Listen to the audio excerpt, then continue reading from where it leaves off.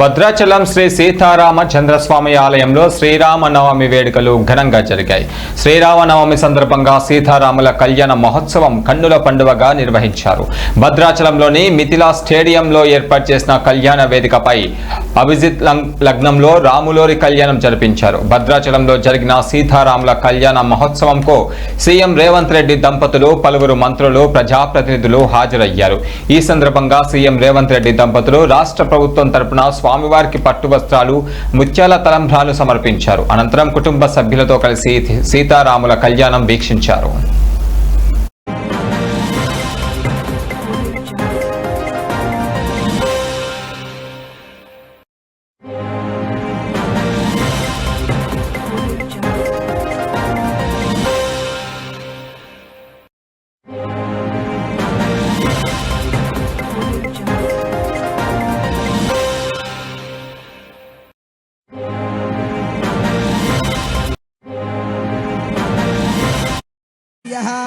हरिन्ध्यायन् समर्पयेत्।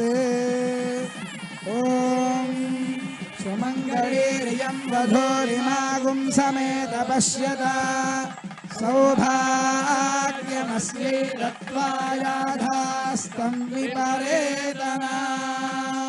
मांगल्यधारण मुहूर्त सुमुहूर्तोऽस्तु भवन्तो महान्तो अनुगृह्णन्तु। ఆ మాంగళ్యాన్ని ధరింపజేస్తూ ఉన్నారు. అద్భుతమైనటువంటి మాంగళ్యం రామదాసు గారు తయారు చేయించినటువంటిది.